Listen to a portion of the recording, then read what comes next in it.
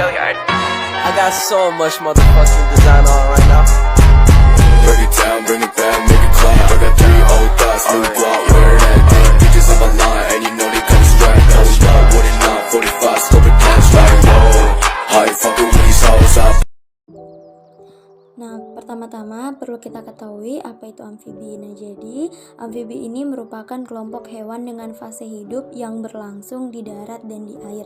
Nah, amfibi atau amfibia merupakan kelas anggota dari filum Chordata. Hewan bertulang belakang atau vertebrata ini hidup di air dan juga di darat. Amfibi bertelur di air atau menyimpan telurnya di tempat yang lembab dan basah. Ketika menetas, larvanya yang hidup di air atau tempat yang basah tersebut dan bernafas dengan insan. Nah, setelah beberapa lama, larva tersebut kemudian berubah bentuk atau mengalami metamorfosis menjadi hewan dewasa yang umumnya hidup di daratan atau di tempat yang lebih kering dan bernapas dengan paru-paru. Berikutnya kita masuk pada ciri-ciri amfibi. Nah, ciri-ciri amfibi itu yang pertama, amfibi ini merupakan hewan ektoterm atau hewan yang berdarah dingin. Nah, amfibi ini tidak bisa menjaga homeostatis suhu tubuhnya dan hanya bergantung pada suhu lingkungan sekitar. Yang kedua yaitu amfibi ini dapat mengalami metamorfosis. Nah, amfibi adalah satu-satunya hewan bertulang belakang atau vertebrata yang mengalami metamorfosis sempurna. Tidak seperti vertebrata lainnya, amfibi mengalami perubahan bentuk yang drastis dari menetas hingga dewasanya. Nah, yang ketiga, amfibi ini bernapas menggunakan insan dalam fase larva, di mana pada tahap larva amfibi bernapas menggunakan insang. Nah, larva kemudian mengalami metamorfosis dan mengembangkan paru-paru juga kulit untuk bernafas. Namun, beberapa amfibi dewasa masih memiliki insan juga untuk bernafas. Yang berikutnya, respirasi kulit adalah ciri amfibi yang tidak hilang dari nenek moyangnya. Nah, menurut filogeni, amfibi adalah hewan berkaki 4 pertama yang dapat hidup di darat. Nah, kala itu semua makhluk hidup hanya dapat hidup di air.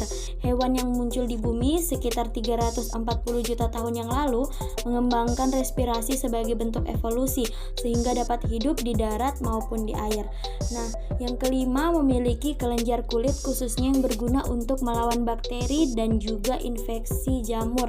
Nah, mengingat amfibi ini hidupnya di lingkungan yang lembab dan basah yang sangat disukai bakteri juga kuman, beberapa amfibi mengembangkan kelenjar kulit khusus yang dapat mengeluarkan racun sebagai pertahanan diri begitu. Yang keenam, amfibi memiliki sistem peredaran darah tertutup. Nah, darah amfibi ini melewati jantung sebanyak 2 kali melalui pembuluh darah. Dan yang terakhir, ciri-ciri amfibi selanjutnya adalah kaki yang berselaput. Nah, kaki berselaput ini membantu amfibi untuk bergerak di dalam air. Berikutnya kita masuk pada klasifikasi amfibi. Nah, amfibi ini terbagi menjadi 3 ordo, yaitu Ceasilia, Chordata, dan Anura. Nah, yang pertama itu akan kita bahas yaitu ordo Caecilia. Nah, pada ordo ini kelompok amfibi yang tidak memiliki kaki namun memiliki sisik. Contohnya itu seperti Gymnophiona adalah Uraetipilus. Nah, ada juga Ichthyophis dan Sicilia. Kemudian pada ordo Chordata. Nah, pada ordo ini adalah kelompok amfibi yang memiliki ekor. Chordata memiliki tubuh yang panjang mirip seperti kadal, juga memiliki insang yang tersembunyi. Contoh dari Chordata ini adalah salamander dan juga kadal air. Yang ketiga yaitu ordo Anura. Nah, Anura adalah amfibi yang tidak memiliki ekor namun memiliki tungkai yang panjang dan dirancang untuk melompat. Nah, Anura ini memiliki mata yang menonjol, kepala dan badan yang menyatu, juga melakukan pembuahan eksternal. Contoh dari ordo Anura ini adalah katak dan juga kodok. Selanjutnya kita masuk pada reptil. Nah, perlu kita ketahui apa sih itu reptil. Nah, reptil ini merupakan hewan terestrial sejati pertama yang hidup di daerah panas. Reptil disebut juga hewan melata, dan reptil ini adalah hewan yang benar-benar menyesuaikan diri dengan lingkungan darat walaupun beberapa jenis ada yang hidup di air. Nah, reptil bernafas dengan paru-paru. Tubuhnya berubah-ubah sesuai dengan suhu lingkungan.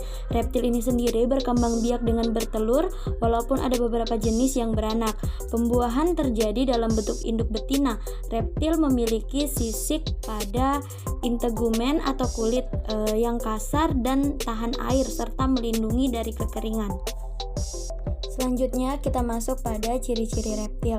Nah, yang pertama, reptil ini memiliki kulit yang bersisik dan juga reptil ini merupakan hewan melata dan tidak memiliki daun telinga.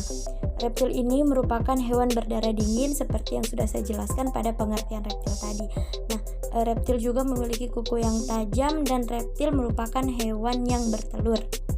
Berikutnya yaitu klasifikasi reptil. Nah, macam-macam reptil ini bisa diklasifikasikan berdasarkan kelas reptil, diantaranya adalah yang pertama pada kelas Testudinata atau Chelonia. Nah, Testudinata atau Chelonia ini adalah jenis reptil dari kelompok kura-kura. Nah, kura-kura ini berbeda dengan jenis reptil lainnya karena memiliki organ pelindung yang disebut sebagai carapax dan plastron. Nah, perisai tersebut terdiri dari sisik yang merupakan lapisan epidermis. Jenis Testudinata atau Chelonia ini ada yang hidup di darat dan di laut. Contohnya yang hidup di darat yaitu seperti kura-kura Papua, sedangkan yang hidup di laut adalah penyu. Nah, berikutnya yang kedua yaitu squamata. Nah, kelompok dari squamata ini rata-rata memiliki ciri tubuh yang ditutupi oleh sisik. Squamata ini dibagi lagi menjadi 3, yakni Sauria atau Lacertilia, Sarpentes atau Opidia, dan Amphisbaenia.